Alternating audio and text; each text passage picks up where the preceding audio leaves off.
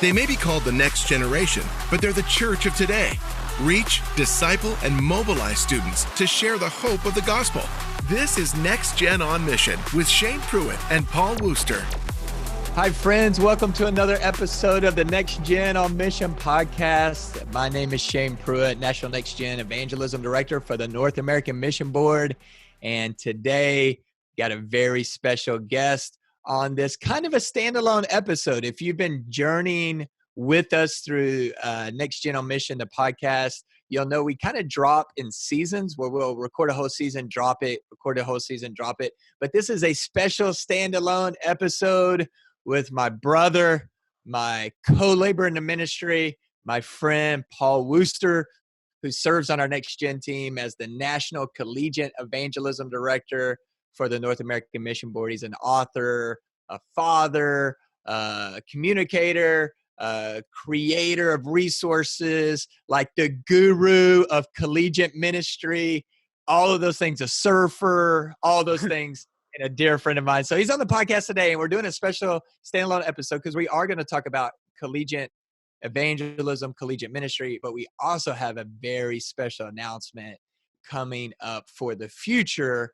of this podcast that we love. And it's been so cool to watch this podcast grow. And we thank you for taking this journey with us, listening, sharing, giving it a rating, and all of those things. Thank you so much for doing that. And we got a special announcement we're super excited about, so be sure you stick with us to the very end of this particular episode. But Paul, my man, my brother, welcome to the Next Gen on Mission podcast. And we'll be making an announcement. It will not be for the last time.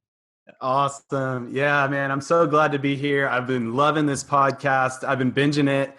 And a little known fact, Shane and I have a little bromance going on, tagging each other in all the Instagram posts. So our wives are both jealous. They get in our ear. They're like, are you sure you want to be? Yeah, no, we do. We love each other. Love you, man. Respect you. So glad I get to work with you.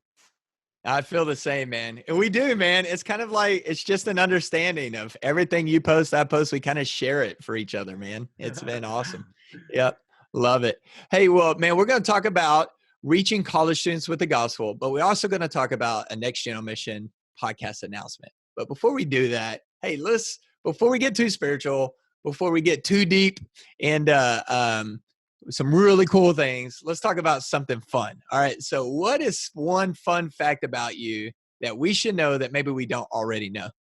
Yeah. I'm a twin brother. I have a twin brother named David. He's at San Diego. I'm in Northern California. He's in Southern California. So he gets to surf a lot more than me. And I also have two younger brothers that are twins, and they're only 2 years apart from us. So my parents couldn't have kids for 8 years, and they were praying and praying. And so they always say, be careful what you pray for. Yeah, yeah, two sets of twins. That's awesome. They went to 0 to 4 in 2 years, man. That's like moving from no defense to like zone defense all within like 2 years, man. Yeah. Yeah. And we were all on the same high school basketball team. So the announcer had the hardest time. He was like, Worcester, pass it to Worcester, pass it. It was just bad. So. Yeah. Y'all were 4/5 of the starting lineup by yourself, man. That's all. Yeah. Yeah. So it was a blast growing up with all those brothers. I love it, man. Well, Paul, hey, as you know, we always ask this question to all of our great guests on the Next Gen on Mission podcast. And it's so fun to hear the different responses. What do we need to know about Generation Z? What do we need to know about the generation that's currently in college, high school, junior high? What do we need to know about them? Man, one thing, all the books and articles, there's a lot of books and articles and things that are talking about how many of them are falling away from faith. But what I've discovered is, yes, that is true, but there's also so many that are so open to the gospel. God is moving in this generation on the college campuses and among the youth. Man, there is such a movement of God, of conversions happening that it just doesn't get the same press. But I'm seeing it. I know you're seeing it, Shane. The harvest is plentiful. Matthew 9:36-38. It says, the harvest is plentiful. The laborers are few. And so that is so true. On our campus at Chico State, we've seen over 200 students come to know Christ last school year. And so it's amazing. It's true that they are harassed and helpless like sheep without a shepherd. But the reality is, even now, the problem is not with the harvest. The harvest is plentiful. The problem is a lack of laborers. And so that's something we've seen. And we're also seeing that they are hungry for an authentic, zealous faith. They don't want to just live a lukewarm American version of faith. They want to see real revival happening. And so on our campus, we're also seeing kind of this revival movement of multiple prayer meetings happening at 6 a.m. And so if you know anything about college students, like, dude, that's a miracle right there. Yeah, that's right, man. That's a picture of revival breaking out right there when you get college students to wake up at 6 a.m. to pray, man. That's awesome. I love that. And yeah, man, like you said, I've seen the same thing as well. In fact, I've been telling people I've probably seen more college students, high school students, junior high students get flat out saved in the last 2 years than probably the previous 15 years of ministry combined.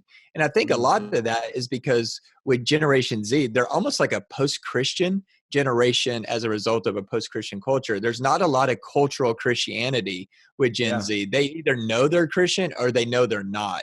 And so it's a great opportunity for the gospel. But here's what I've seen is that when they get saved, man, they get saved and they go all in and they are like warriors for the gospel, man. I love it. It's exciting, man. I'm super pumped to be a part of what God's doing in this generation. Yeah, man. I love it. So, hey, in that, why, and obviously we know the spiritual reason why we need to reach college students with the gospel, but what is unique about college students and this particular stage in their life, why it's so important to reach them and mobilize them with the gospel? Yeah, honestly, what I've seen is basically the way I would define it is we've dropped the baton. The church has dropped the baton. We've done a lot of good job with youth ministry, but a lot of times it's almost like a waterfall. There's just like students are dropping off the edge. Some of the statistics say that 70% of those that grow up in church do not return to church after college. And so I was just at this church at the Mill, and I got to give a shout out to Adam and Chandler. They're doing a great job there. And Chris, they put together a retreat for high school seniors with the college pastor and the high school pastor.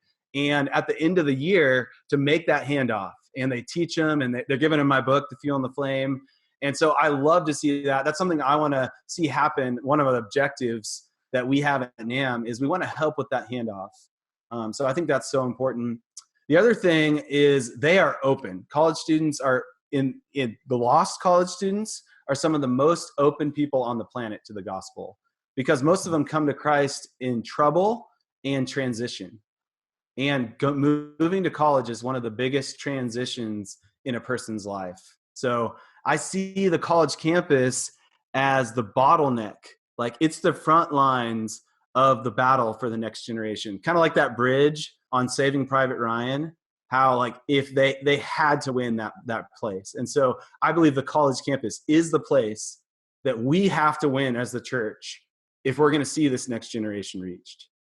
Because not only is all the young people going there, but they're like funneling through the next generation of our church leaders, our pastors, our church planners, our missionaries. They're all going to be going through that.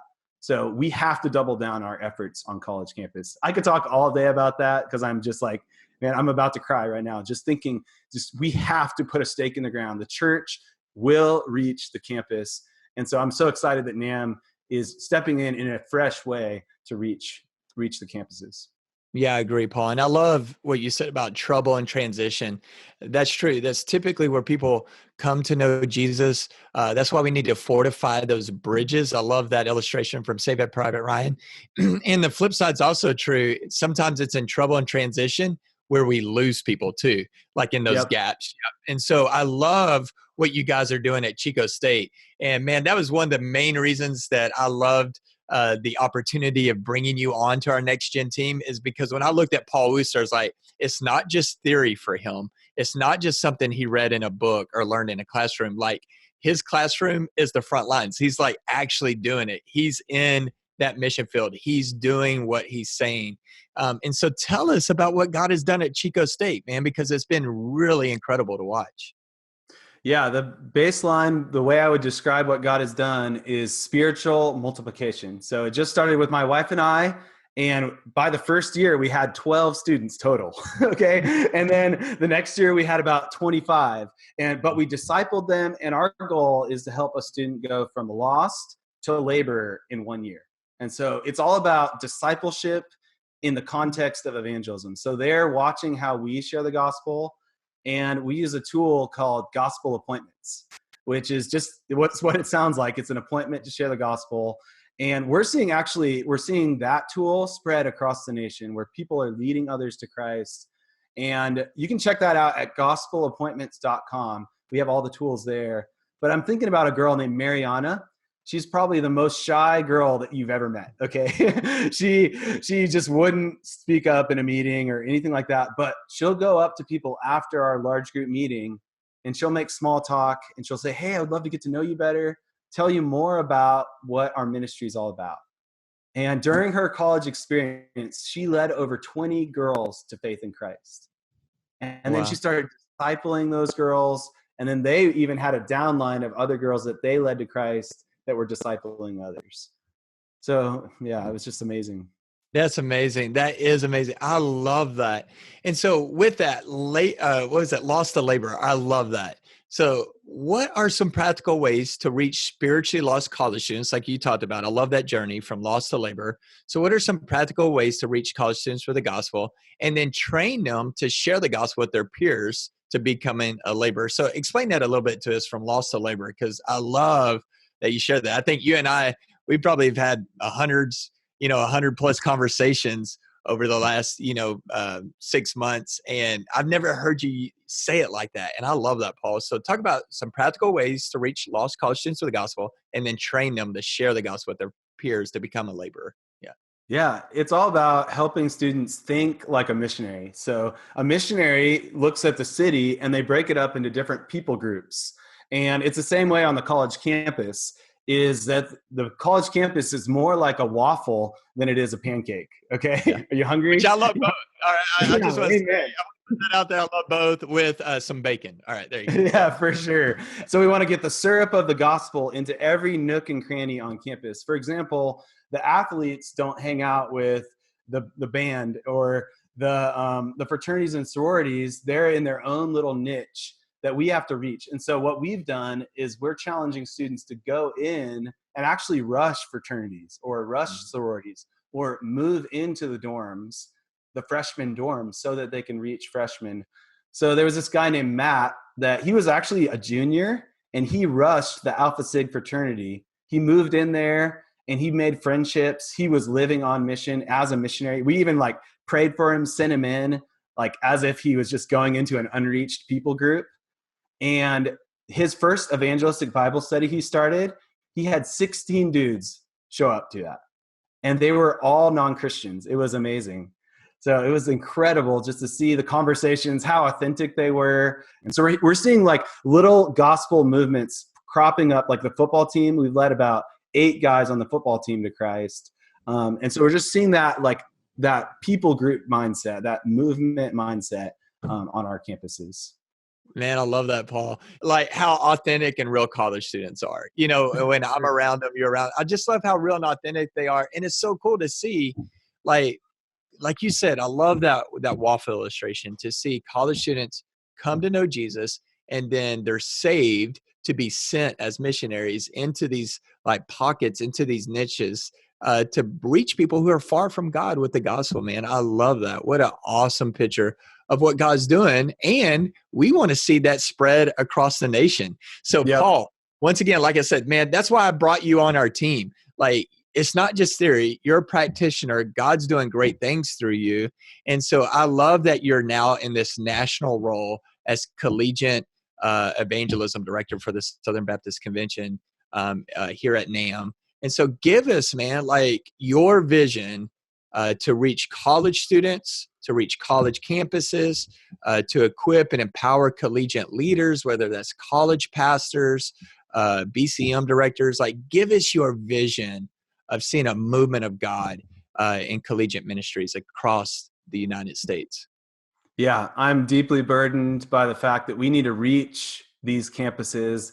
And our goal is to reach, equip, and mobilize students and their leaders Man, through catalytic events, reproducible resources, and customized coaching. So we want to just not only reach them and discover them, we want to develop and deploy them.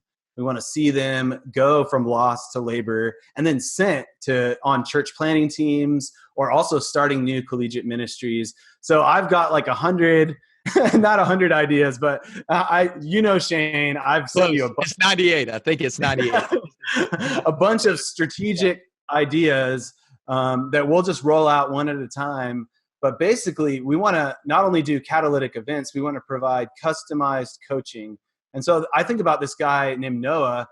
He's on this campus, and he had one of the biggest ministries, collegiate ministries on this campus. And he called me up like a year ago and said, man, we have a great ministry. We're seeing a lot of good things happen, but it's been years since we've led someone to Christ. And so I started coaching him and working with him. And then in the last year, he's seen over a dozen students come to Christ through personal gospel conversations. And so it's those tweaking. It's okay to have like a big group, but really, I think we need to change the scorecard of what success in ministry is. We need to see conversions, and we need to see laborers raised up and sent out. Yeah, I agree, man. I love that 100%. Hey, and speaking of, one of the resources we have in the equipping side of things is this podcast, the Next Gen on Mission podcast. And so, man, it's been 2 seasons of me rolling solo. And so, man, I'm excited for us to make an announcement. And what I mean rolling solo on this, it being hosting it by myself. But we've had in some incredible guests in with us that's been amazing, so rich. But no longer rolling solo, man. We're about to roll duos, man. So tell us, I'm so excited to announce this. So tell us what is about to take place with the Next Gen on Mission podcast.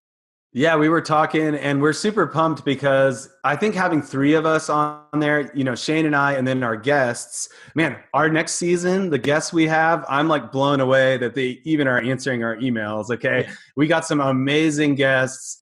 And I think having 3 of us on there, if we don't step on each other's toes too much, it'll provide a really good conversational approach. And just like we'll be goofy, we'll be fun. It'll be a ton of fun just as we line up new guests and challenge from different perspectives. So that's my goal on it. Absolutely, man. So we are so excited to announce that Paul will be joining as a co-host on the Next Gen on Mission podcast, and will be on every episode where Paul and I are co-hosting, and we'll still invite in guests for every episode, where we'll continue to have these dialogues and these discussions on reaching, mobilizing, equipping, discipling the next generation to be the church of today, and continue on with our vision.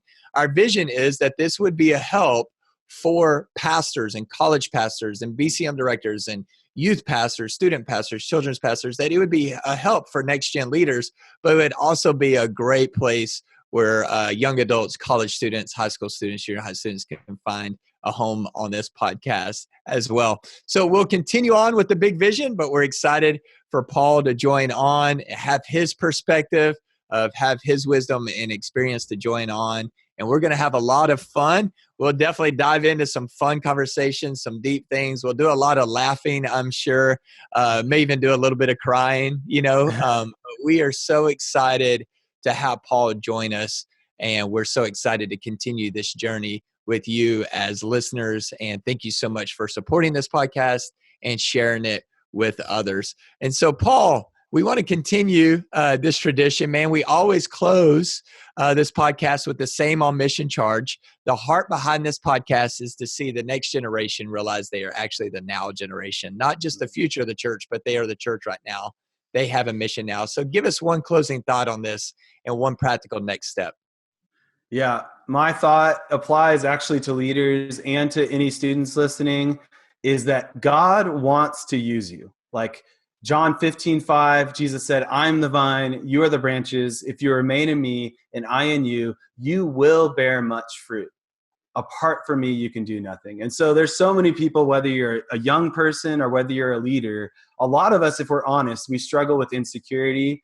But the promise in this passage, John 15:5, is that you will bear much fruit.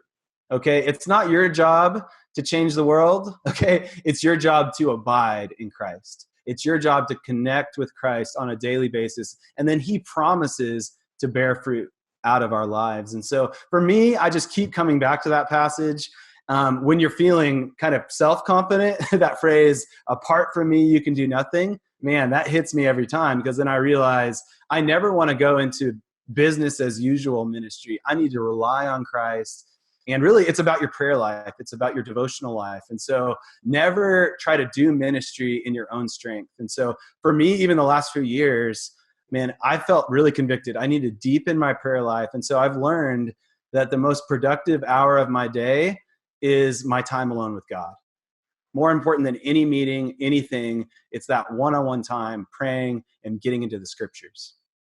Awesome, Paul. Hey, Paul, thank you so much for your time, man. So excited about you joining the Next Gen on Mission podcast. Man, you've been a huge blessing to the Next Gen team at NAMB.